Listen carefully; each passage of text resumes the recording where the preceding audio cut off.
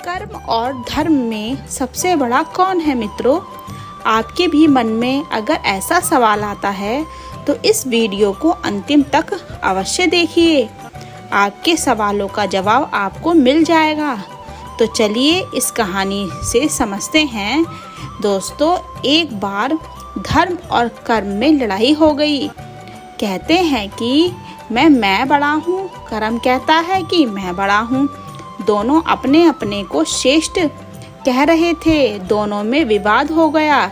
जब बहुत ज़्यादा बढ़ गया तो उचित निर्णय पाने के लिए वह दोनों देवताओं के राजा इंद्र के पास पहुंच गए और उन दोनों ने देवराज इंद्र से अपनी व्यथा को सुनाया।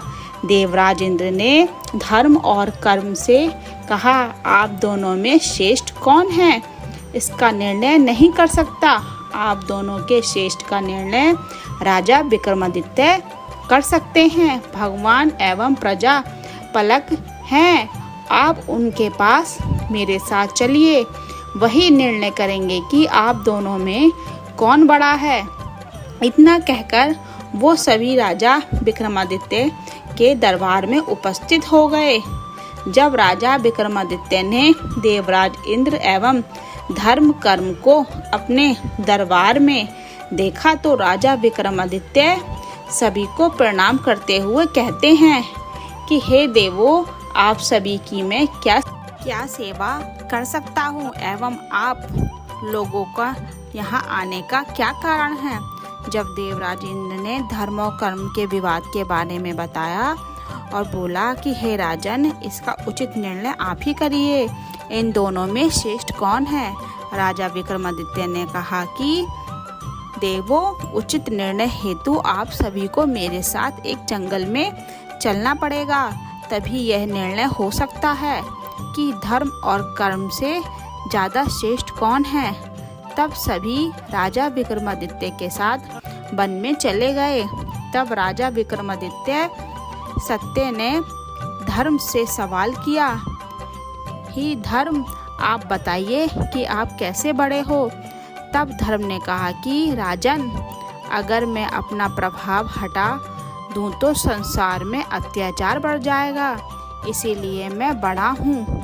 तब यही प्रश्न राजा विक्रमादित्य ने कर्म से पूछा कि हे कर्म, आप बताओ आप कैसे बड़े हो। कर्म ने कहा कि हे राजन, अगर मैं अपना प्रभाव हटा दूं तो संसार चल ही नहीं पाएगा। ऐसा उत्तर पाकर राजा कुछ देर तक कुछ विचार करने लगे। तभी राजा विक्रमादित्य को एक व्यक्ति आते हुए दिखाई दिया। तब राजा ने कर्म से कहा कि कर्म, यह तो व्यक्ति आते हुए दिखाई दे रहा है, उसे आप जाकर पूछो कि वह कहाँ जा रहा है और उसे कार्य करवाओ और अपना चमत्कार दिखाओ। तभी धर्म ने कहा कि हे राजा, मैं उसे व्यक्ति का धर्म हूँ, अतः मैं अपना प्रभाव उससे हटा रहा हूँ। आपसे कर्म को ही उसे व्यक्ति के ऊपर अपना प्रभाव डालने के लिए कहिए। ऐसा कहने के बाद धर्म ने अपना प्रभाव उसे व्यक्ति से हटा लिया और सिर्फ कर्म का ही प्रभाव उसे व्यक्ति पर रह गया। दोस्तों, यह तो आपका भी पता होगा कि धर्म सत्य में ही समय हुआ है, इसीलिए धर्म और नीति के बिना कर्म कुछ भी नहीं कर सकता, बदल ही नहीं जाता। तब कर्म उसे व्यक्ति से पूछता है कि आप कहाँ जा रहे हो। उस व्यक्ति ने कहा, तुम होते कौन हो मुझसे पूछने वाले? मैं कहीं भी जाऊँ तुमने क्या मतलब? मैं क्यों बताऊँ तुम्हें कि मैं कहाँ जा रहा हूँ?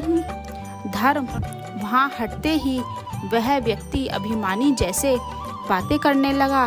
तब कर्म, मैंने कहा कि मानो मैं कर्म और मेरे ही प्रभाव से तुम कर्म कर रहे हो। मेरी बात से सुनो। तुम अपने गुरुदेव के पास पहुंचकर अच्छा सोच से वरदान मांगना। वरदान की बात सुनकर उसमें स्वार्थ जाग गया और वह कर्म की बातों में प्रसन्न हो गया।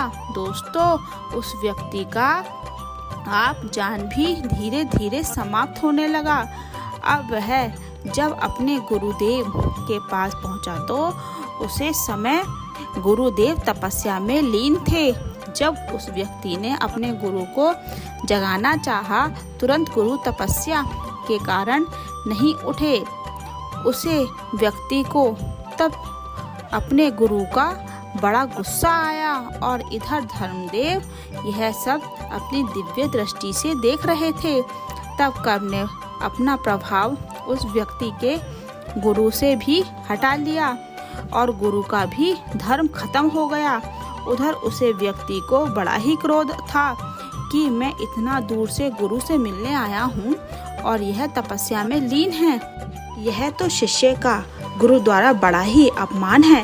यह सोचकर उसे व्यक्ति को बड़ा ही गुस्सा आया। उस गुरु को एक डंडे द्वारा पीटना शुरू कर दिया। इधर धर्म में सब देखकर हंस रहा था। जब शिष्य द्वारा गुरु की पिटाई हुई तो गुरु उठ खड़े हुए। दोस्तों, उनसे यह गुरु से धर्म का प्रभाव खत्म होते ही उन दोनों का कर्म अत्याचार और क्रूरता में बदल गया। मित्रों, अगर धर्म ना हो तो कर्म तो होगा, परंतु बुरा और गलत कर्म होगा। तब गुरु ने क्रोध में आकर उसे शिष्य को श्राप दे दिया कि तेरा ये बर्ताव बहुत ही दूरसा एवं क्रूरता पूर्ण था। इसीलिए जा, मैं तुझे श्राप देता हूँ कि तू ऐसी क्षण गधा बन जा। तब वह व्यक्ति गुरु के श्राप के कारण गधा बन गया। तब कर्म ने राजा विक्रमादित्य से कहा कि हे राजन, देखिए मेरा प्रभाव इतना ज़्यादा है कि मैंने एक मनुष्य को अपने प्रभाव से गधा बना दिया। तब राजा विक्रमादित्य ने धर्म से कहा कि धर्म, अब तुम्हारी बारी, अब तुम अपना चमत्कार दिखाओ। तब धर्म ने उसे व्यक्ति के ऊपर अपना प्रभाव डालना। तब गुरु के एहसास हुआ कि मुझसे जो अनर्थ हो गया है और मैंने जो कहने लगे मैं अनजान में अपने शिष्य को श्राप दे दिया है। दोस्तों, जब धर्म ने अपना प्रभाव उस गधा बने व्यक्ति पर डाला तो व्यक्ति अपने घर की तरफ भागने लगा। उस व्यक्ति की पत्नी को धर्म के ही कारण यह पता चल गया कि मेरा पति गुरु के श्राप के कारण गधा बन चुका है।